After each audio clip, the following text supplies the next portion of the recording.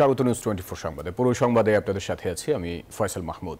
দর্শক দেখছিলেন সংবাদ শিরোনামগুলি, চলে যাব পুরো খবরে। রাজনীতিতে ধীরে ধীরে দৃশ্যমান হচ্ছে অদৃশ্য শক্তি, আরও সক্রিয় হচ্ছে ফ্যাসিবাদী ষড়যন্ত্রকারীরা। তাদের মোকাবিলা করতে হলে সবাইকে ঐক্যবদ্ধ থাকতে হবে, অন্যথায় ব্যর্থ হবে সব অর্জন। বাস্তবতা বিবেচনা করে অকপটেই এসব কথা বলেছেন বিএনপির ভারপ্রাপ্ত চেয়ারম্যান তারেক রহমান। তিনি জানান, এ পর্যন্ত দেশের উন্নয়ন অগ্রগতিতে যত কাজ হয়েছে তার 70 ভাগই হয়েছে বিএনপির আমলে। উত্তর জনপদের 3 জেলায় রাষ্ট্র সংস্কারে 31 দফার সেমিনারে তারেক রহমান এসব কথা বলেন। রাষ্ট্র কাঠামো মেরামতে 31 দফা ও জনসম্পৃক্তির শীর্ষ কর্মশালা আয়োজন করে বিএনপি। কুড়িগ্রাম, গাইবান্ধা ও লালমনিরহাট জেলার বিভিন্ন পর্যায়ের নেতারা এখানে বক্তব্য রাখেন। প্রধান অতিথির বক্তব্যে বিএনপির ভারপ্রাপ্ত চেয়ারম্যান তারেক রহমান বলেন, বাংলাদেশ সৃষ্টির পর থেকে এ পর্যন্ত দেশের জন্য যত মঙ্গলজনক কাজ হয়েছে তার 70 ভাগ করেছে বিএনপি। যতগুলো সরকার, রাজনৈতিক সরকার আজ পর্যন্ত বাংলাদেশ পরিচালনা করেছে, যদি হিসাব নিকাশ করি আমরা যে জনগণের জন্য, দেশের জন্য বিভিন্ন রকম ভালো কাজ যাতে জনগণ উপকৃত হয়েছে, দেশ উপকৃত হয়েছে, তার দেখবেন শতকরা 70 ভাগ কাজ আপনাদের এই দল করেছে, বাংলাদেশ জাতীয়তাবাদী দল করেছে। বিএনপির শীর্ষ নেতার দাবি, যখন স্বৈরাচারের ভয়ে কেউ কথা বলতো না তখন আওয়ামী লীগের রক্তচক্ষু উপেক্ষা করে সংস্কার প্রস্তাব দিয়েছে বিএনপি। এখনো সক্রিয় রয়েছে অদৃশ্য শক্তি। যে কোনো মূল্যে আজকে আমাদেরকে ঐক্যবদ্ধ হতে হবে, আমাদেরকে নিজেদের ভেতরের ঐক্যকে সুসংগঠিত করতে হবে। যে কোনো ভাবে আমাদেরকে কোনো অশুভ যদি কিছু থাকে তাকে আমাদের দূরে সরিয়ে দিতে হবে, সেই জিনিসটাকে, সেই ব্যক্তিকে আমাদের দূরে সরিয়ে দিতে হবে, দিয়ে আমাদেরকে সামনে এগোতে হবে। বলেন, বিএনপি জনগণের কাছে প্রতিশ্রুতি দিয়েছে যদি সুষ্ঠু ভোটে ক্ষমতায় আসে 31 দফা বাস্তবায়ন করা হবে। প্রত্যেকের পরিচয় আমরা বাংলাদেশী, কাজে প্রত্যেকের কাছে আপনাদেরকে যেতে হবে, কারণ প্রত্যেকটি মানুষের সমর্থন আমাদের প্রয়োজন। যত বেশি সংখ্যক মানুষের সমর্থন আমরা অর্জন করতে সক্ষম হব, তত ভালোভাবে আমরা এই 31 দফাকে বাস্তবায়ন করতে সক্ষম হব। প্রাথমিক ও মাধ্যমিক শিক্ষা পাঠক্রমে মানবিক মূল্যবোধকে প্রাধান্য দিয়ে সুনাগরিক গড়ে তোলার পরিকল্পনার কথাও জানান বিএনপির ভারপ্রাপ্ত চেয়ারম্যান। এই অনুষ্ঠানটি জুবায়ের রাজিন, নিউজ 24, ঢাকা। বিচার বিভাগের পূর্ণ স্বাধীনতায় বিশ্বাসী বিএনপি বিতর্কিত কোনো ব্যক্তি যেন ভবিষ্যতে প্রধান বিচারপতি না হতে পারে, সেজন্য আপিল বিভাগের 3 জন জ্যেষ্ঠ বিচারপতির মধ্য থেকে নিয়োগের পক্ষে দলটি মঙ্গলবার জাতীয় সংসদের এলডি হলে জাতীয় ঐকমত্য কমিশনের সঙ্গে সংলাপে এমন প্রস্তাব দেন দলের নেতারা। এ সময় ঐকমত্য কমিশনের সহ সভাপতি আলী রিয়াদ জানান, রাজনৈতিক দলগুলোর ভিন্ন মত নিয়ে সংশ্লিষ্ট কমিশনের সঙ্গে আলোচনা শেষে মে মাসের মাঝামাঝি সময়ে শুরু হবে 2য় দফার বৈঠক। সংস্কার প্রস্তাবনার উপর চূড়ান্ত সিদ্ধান্তে আসতে 3য় দিনের মতো জাতীয় ঐকমত্য কমিশনে বিএনপির প্রতিনিধি দল। আলোচনার টেবিলে যুক্তিতর্ক উপস্থাপনের মাধ্যমে উভয় পক্ষের চেষ্টা ছিল ঐকমত্যে পৌঁছানোর। দিনভর বৈঠকে জনপ্রশাসন সংক্রান্ত 208টি সুপারিশে বিএনপি সমর্থন দেয় 187টিতে, সরাসরি আপত্তি জানায় 11টিতে, মতামত দেয় 5টিতে। এছাড়া দুদক ও নির্বাচন কমিশন সংক্রান্ত সংস্কারের বেশিরভাগ সুপারিশে একমত হয় 2 পক্ষ। ঐকমত্য কমিশনের সহসভাপতি আলী রিয়াজ বলেন, মে মাসের মাঝামাঝিতে শুরু হবে 2য় দফার আলোচনা, এরপর তৈরি হবে জুলাই চার্টার। সংবিধান বিষয়ে বেশ কিছু আলোচনা হয়েছে, পাশাপাশি নির্বাচন ব্যবস্থা নিয়েও কিছু সংস্কার নিয়ে কিছুটা কথা হয়েছে। আজকে আমরা জনপ্রশাসন, দুর্নীতি দমন কমিশন এবং বিচার বিভাগ সংক্রান্ত বিষয়গুলোতে আলোচনা করে এক জায়গায় আসতে পারবো বলে মনে করছি। বিএনপির পক্ষ থেকে বেশি আপত্তি আসে সংবিধান সংশোধন সংক্রান্ত সুপারিশ নিয়ে। প্রধানমন্ত্রীর ক্ষমতা কমানো সহ সংসদের মেয়াদ 4 বছর করার বিরুদ্ধে নিজেদের অনড় অবস্থানের কথা জানান বিএনপির এই নেতা। সাংবিধানিক কমিশন করার জন্য ওনারা বেশ কয়েকটা অঙ্গকে সাংবিধানিকভাবে আবার কনস্টিটিউশনের প্রতিষ্ঠান হিসেবে নিয়ে আসার জন্য বলেছেন। মানবাধিকার কমিশন, দুর্নীতি দমন কমিশন এবং আরও একটা কমিশন সৃষ্টি করার জন্য বলেছেন, যেটা এখন নাই, এক্সিস্টেন্সে, স্থানীয় সরকার কমিশন। তা আমরা বলেছি প্রত্যেকটা কমিশনকে যদি সাংবিধানিকভাবে স্বীকৃতি দিয়ে সংবিধান অন্তর্ভুক্ত করা হয়, সেটা জটিলতার সৃষ্টি হবে। এরপরে জরুরি অবস্থা বিষয়ে কিছু প্রভিশন করেছে, জরুরি অবস্থা জারি করবে, সেখানে ন্যাশনাল কনস্টিটিউশন কাউন্সিলের একটা ভূমিকা থাকবে। আমরা বলছি এখানে ন্যাশনাল কনস্টিটিউশন কাউন্সিলের ধারণার সাথে আমরা একমত নই। সালাউদ্দিন আহমেদ জানান, আপিল বিভাগের সবচেয়ে জ্যেষ্ঠ 3 বিচারপতির মধ্য থেকে প্রধান বিচারপতি নিয়োগে বাধ্যবাধকতা চায় বিএনপি। কি কি বিধিবিধান কিভাবে করা সম্ভব ইত্যাদি আমরা বিস্তারিত এখানে আলাপ করছি না, সেটা আমরা নীতিগতভাবে একমত। তবে এটা একটা নতুন বিধান যুক্ত করতে হবে সংবিধানে। 95-এ আমরা বিচার বিভাগের স্বাধীনতা নিশ্চিত করার জন্য অঙ্গীকার আবদ্ধ, কিন্তু সবকিছু আমরা আইনানুগভাবে এবং সাংবিধানিকভাবে করতে চাই। অসাংবিধানিক এবং আইন সিদ্ধ নয় এমন সিদ্ধান্ত না নিতে সুপ্রিম কোর্টের প্রতি আহ্বান জানান সালাউদ্দিন আহমেদ। শাহ আলী জয়, নিউজ 24, ঢাকা। এনসিপির দলীয় পদ পদবি ব্যবহার করে যারা দুর্নীতি ও অপকর্মে লিপ্ত হবে তাদের বিরুদ্ধে ব্যবস্থা নিতে বিন্দুমাত্র পিছপা হবে না জাতীয় নাগরিক পার্টি এনসিপি। দলের যেসব নেতাকর্মীর বিরুদ্ধে দুর্নীতি এবং চাঁদাবাজির অভিযোগ উঠেছে তা প্রমাণিত হলে ব্যবস্থা নেবে দলটি। নিউজ 24-কে দেওয়া সাক্ষাৎকারে এসব কথা বলেন শৃঙ্খলা কমিটির প্রধান অ্যাডভোকেট আব্দুল আল আমিন। দলের আরেক নেতা সালাউদ্দিন সিফাত বলেন, নতুন রাজনৈতিক বন্দোবস্তে জনগণের প্রত্যাশা পূরণে কাজ করবে এনসিপি। বিস্তারিত জানাচ্ছেন মাজহারুল ইসলাম। জুলাই গণ অভ্যুত্থানের নতুন রাজনৈতিক বন্দোবস্তের প্রতিশ্রুতি দিয়ে গেল 28 ফেব্রুয়ারি আত্মপ্রকাশ ঘটে তরুণদের নতুন রাজনৈতিক দল জাতীয় নাগরিক পার্টি এনসিপির। দল গঠনের পর দলের নিবন্ধন, মাঠ পর্যায়ের কমিটি গঠন, সংস্কার ইস্যুতে নিজেদের মতামত দেওয়া সহ ব্যস্ত সময় পার করছেন দলটির শীর্ষ নেতারা। জনগণের স্বার্থকে সামনে রেখে দল গঠনের 2 মাসের মাথায় তৃণমূল থেকে কেন্দ্র পর্যন্ত বেশ কিছু নেতার বিরুদ্ধে দুর্নীতি এবং চাঁদাবাজির অভিযোগ উঠেছে। আছে দলীয় শৃঙ্খলা ভঙ্গের অভিযোগও। জানিয়ে গেল শুক্রবার দলের কেন্দ্রীয় বৈঠকে অসন্তোষ প্রকাশ করেছেন অনেক নেতাই। দুর্নীতির অভিযোগে এরই মধ্যে দল থেকে সাময়িক অব্যাহতি দেওয়া হয়েছে দলের যুগ্ম সদস্য সচিব গাজী সালাউদ্দিন তানভীরকে। এমন অবস্থায় দলের নেতাকর্মীদের বিরুদ্ধে দুর্নীতি সহ উত্থাপিত নানা অভিযোগ তদন্তে যুগ্ম সদস্য সচিব আব্দুল আল আমিনকে প্রধান করে 12 সদস্য বিশিষ্ট কমিটি গঠন করেছে এনসিপি। দলটির নেতারা জানান, নতুন রাজনৈতিক বন্দোবস্তে চাঁদাবাজ এবং দুর্নীতিবাজদের ঠাঁই নেই। এনসিপির নাম ভাঙিয়ে যারাই দুর্নীতি করবে তাদের বিরুদ্ধে ব্যবস্থা নেবে দল। দুর্নীতিবাজ ব্যক্তি কোনোভাবে যদি এনসিপি সংশ্লিষ্ট হয়, আমাদের দলে সংশ্লিষ্ট হয়, তবে অবশ্যই আমরা তার বিরুদ্ধে কঠোর থেকে কঠোরতম ব্যবস্থা গ্রহণ করব সাংগঠনিক বিচারে। এই প্ল্যাটফর্মের নাম ব্যবহার করে কেউ যদি কোনো অপকর্মে জড়ায়, সে যেই পর্যায়েরই নেতৃবৃন্দ হোক এবং যেই পর্যায়েরই কর্মী হোক না কেন, তার ব্যাপারে এনসিপি সাংগঠনিকভাবে কঠোর অবস্থানে থাকবে। আর দলের যেসব নেতাকর্মীদের বিরুদ্ধে দুর্নীতির অভিযোগ উঠেছে তা খতিয়ে দেখবে এনসিপি। তদন্ত কমিটির প্রধান নিউজ 24-কে জানান, দুর্নীতির অভিযোগ প্রমাণিত হলে শাস্তির মুখে পড়তে হবে অভিযুক্তদের। সংগঠন নীতি বিরোধী যদি কোনো কাজ হয়, আমাদের সংগঠনের পরিচয় দিয়ে যদি কেউ কোনো অপকর্ম করতে চায় বা কোনো অন্যায় কাজ করতে চায় বা কোনো অন্যায় যদি এঙ্গেজ হয়, তাহলে এই ব্যাপারে আমাদেরকে অভিযোগ করার জন্য, আমরা দপ্তরে অভিযোগ করার জন্য এটা সবার জন্য ওপেন করে দিছি। এবং এই ধরনের অভিযোগ হইলে আমরা বলেছি যে আমরা অবশ্যই জিনিসটা তদন্ত করব এবং তদন্ত করে অবশ্যই শৃঙ্খলাজনিত যতটুকু ব্যবস্থা নেওয়া যায় প্রত্যেকের ব্যাপারে এই ব্যবস্থা নেওয়ার দায়িত্ব দেওয়া হয়েছে। কোনো নেতা কর্মীর বিরুদ্ধে যদি কোনো অভিযোগ উত্থাপিত হয় শৃঙ্খলা ভঙ্গের, তাদেরকে সেই জায়গা থেকে ডিসিপ্লিন করার জন্য তাদেরকে কারণ দর্শানো, যাতে তারা এটা কারণ দর্শায় এবং তাদের যাতে শৃঙ্খলার মধ্যে আনা যায়, সেই কারণে আমরা একটা শৃঙ্খলা কমিটি গঠন করেছি। দলের নেতারা জানান, বিচারের আগে স্বাভাবিক রাজনীতি করতে পারবে না পতিত আওয়ামী লীগ। গণহত্যার দায়ে অবশ্যই তাদেরকে বিচারের মুখোমুখি হতে হবে। সেলগুলো ঘোষণা হবে। আর মাজহারুল ইসলাম, নিউজ 24, ঢাকা।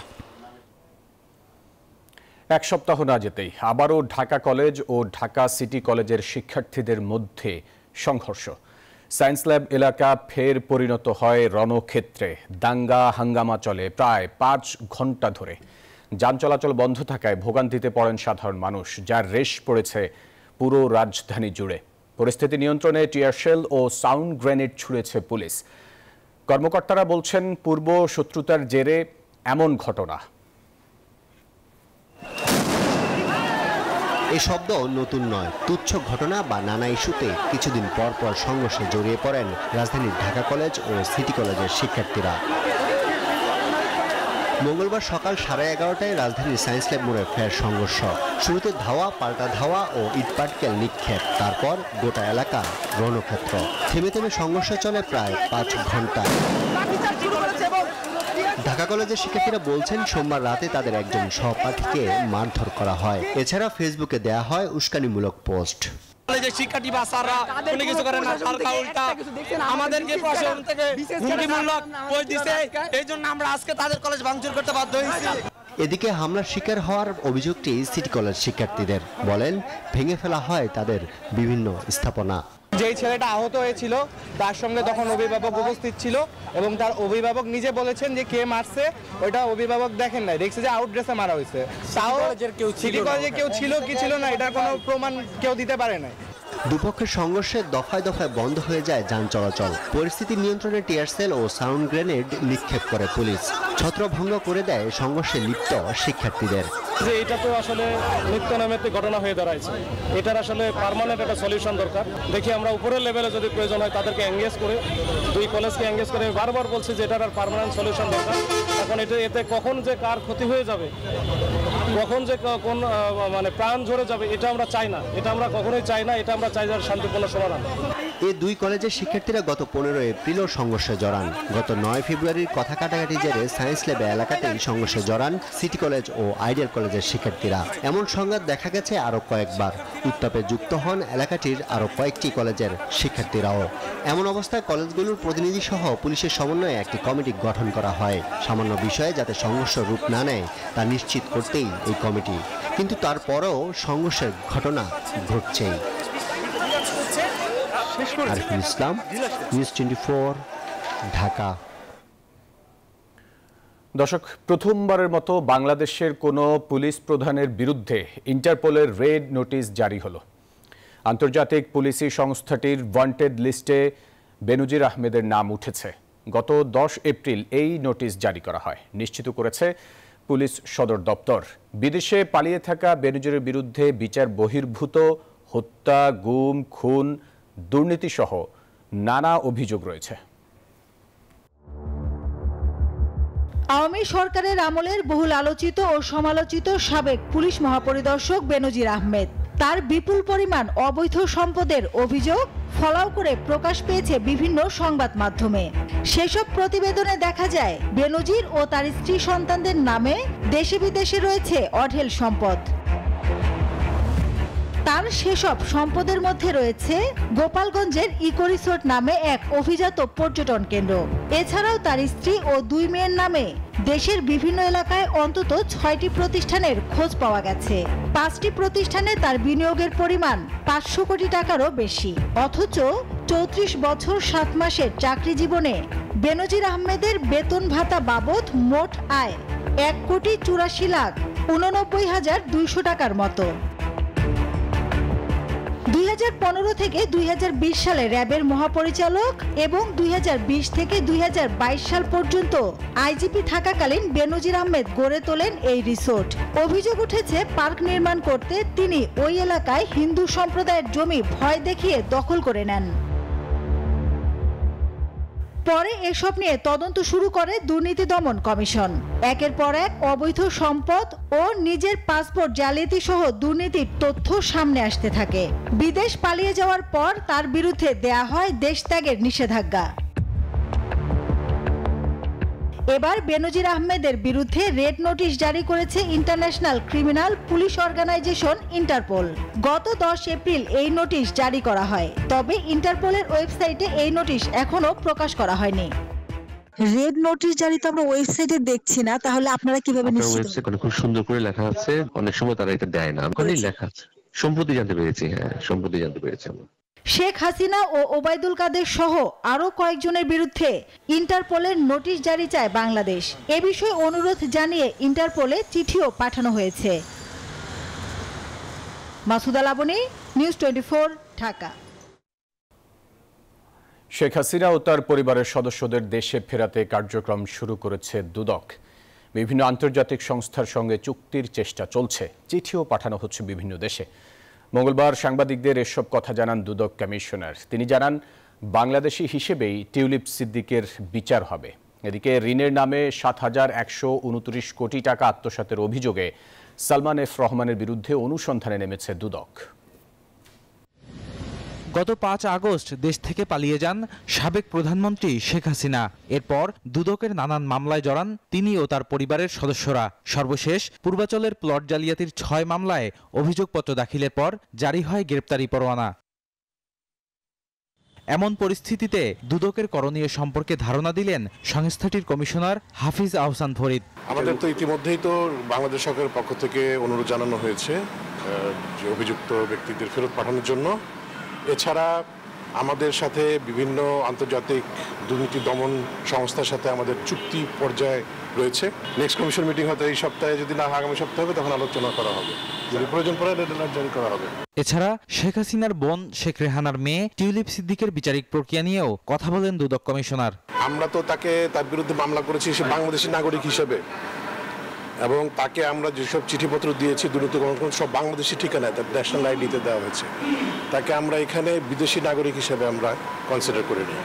এদিকে রাজশাহী সিটির সাবেক মেয়র খায়রুজ্জামান লিটনের বিরুদ্ধে সন্দেহজনক লেনদেনের অভিযোগে মামলা করেছে দুদক। জনাব AHM খায়রুজ্জামান লিটন, সাবেক মেয়র, রাজশাহী সিটি কর্পোরেশন, ক্ষমতার অপব্যবহারের মাধ্যমে অসাধু উপায়ে 10 কোটি 35 লক্ষ টাকারও বেশি মূল্যের গাতোয়ার উৎস বহির্ভূত সম্পদ অর্জন পূর্বক বুক দখলে রাখা এবং তার নামেও 12টি ব্যাংক হিসাবের মাধ্যমে 52 কোটি 23 লক্ষ টাকারও বেশি অস্বাভাবিক লেনদেন অনুসন্ধানকালে প্রমাণিত হয়েছে।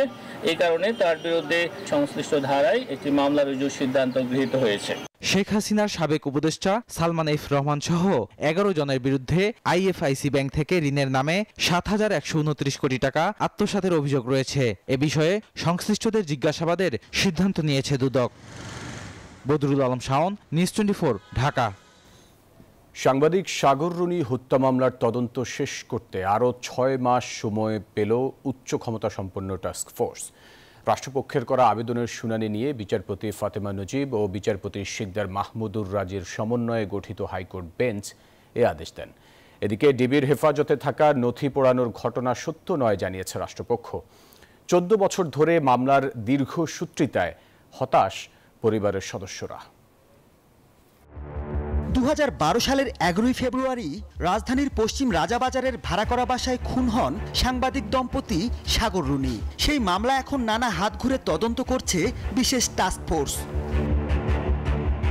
মঙ্গলবার মামলার তদন্ত প্রতিবেদন দাখিলে রাষ্ট্রপক্ষের সময়াবেদনের প্রেক্ষিতে আরও 6 মাস সময় দেন হাইকোর্ট। আমরা রিপোর্টটা ফাইনাল করতে পারেনি, দিতে পারেনি, এখানে আরো কতগুলো দিক নির্দেশনা দেওয়া হয়েছে। এ সময় ডিবি হেফাজতে থাকা এই মামলার নথি পুড়ে গেছে এমন ঘটনা সত্য নয় বলে জানায় রাষ্ট্রপক্ষ। বিবৃতি পাঠিয়েছে পুলিশও, যদিও বাদীর আইনজীবী বলছেন ভিন্ন কথা। অনেক দিনের আগের নথি অনেক কিছু খুঁজে পাওয়া যায়নি। সিডি, ডিভিডি কোন জায়গার কি হয়েছে, মিসপ্লেস হয়ে গেছে, যথেষ্ট জায়গায় নাই, এই সমস্ত কথা তিনি বলেছেন। কারণ আদালত প্রশ্ন করেছিলেন এত সময় কেন দরকার হবে। পুরানো বলতে বুঝিয়েছি আমি, নট পুরানো, এটা পুরাতন মামলা। এটা ইনভেস্টিগেশন করতে একটু সময় লাগবে, কারণ এখন এই অনেক অফিসারকে জায়গায় ট্রান্সফার হয়ে গেছে, অনেকে হয়তো বা চাকরিতে নেই, এটা ইয়েতে আছে, তো তাদের সাথে কথা বলতে হচ্ছে, তখনকার জিনিস বের করতে হচ্ছে, দেখতে হচ্ছে। গত 14 বছরেও এই মামলার কুলকিনারা না হয় হতাশ পরিবারের সদস্য ও আইনজীবীরা।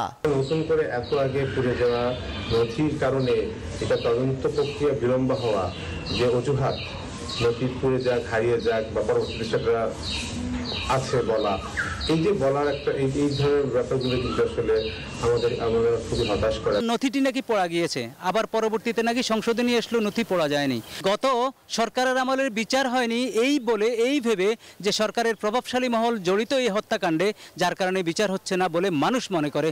এই সময়ে যদি বিচারটি না হয় তাহলে মানুষ কি মনে করবে? আমরা গত 16 বছরে যেটা বিলংস করেছি সেটা এখনো ক্যারি করে চলেছি।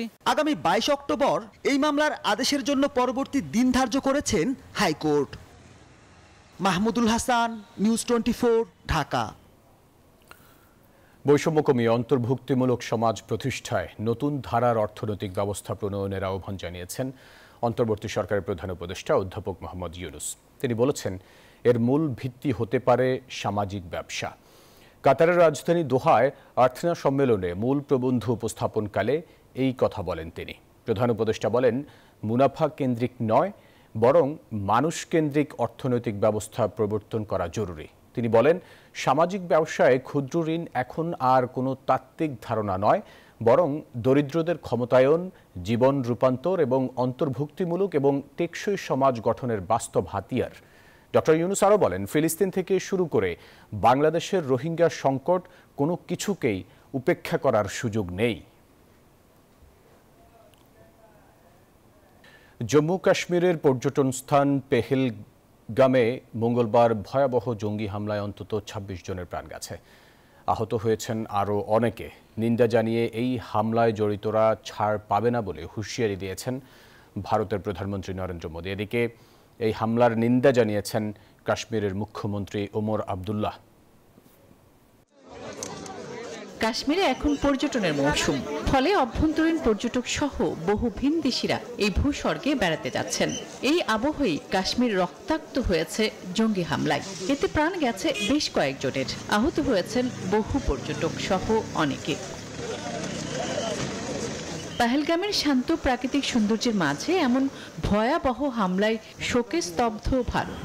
জঙ্গিদের খোঁজে অভিযান শুরু করেছে নিরাপত্তা বাহিনী। উপত্যকায় আরও জোরদার করা হয়েছে নজরদারি। বলা হচ্ছে গেল ১ বছরের মধ্যে কাশ্মীর অঞ্চলে এটি সবচেয়ে ভয়াবহ হামলা। এই সন্ত্রাসী হামলার তীব্র নিন্দা জানিয়ে নিহতদের পরিবারের প্রতি সমবেদনা জানান প্রধানমন্ত্রী নরেন্দ্র মোদী। সৌদি আরব সফররত মোদী এক বার্তায় বলেন, এই জঘন্য হামলায় জড়িতদের কোনো ছাড় দেয়া হবে না। এ সময় সন্ত্রাসবাদের বিরুদ্ধে লড়াইয়ে ভারতের অবস্থান আরও দৃঢ় করার অঙ্গীকার করেন তিনি। এদিকে এই হামলার তীব্র নিন্দা জানিয়েছেন কাশ্মীরের মুখ্যমন্ত্রী ওমর আবদুল্লাহ। এর আগে গেল জুনে কাশ্মীরে সর্বশেষ পর্যটকদের উপর হামলার ঘটনা ঘটেছিল। এতে ৯ জন নিহত হয়েছিলেন। আসমাতুলি, নিউজ 24।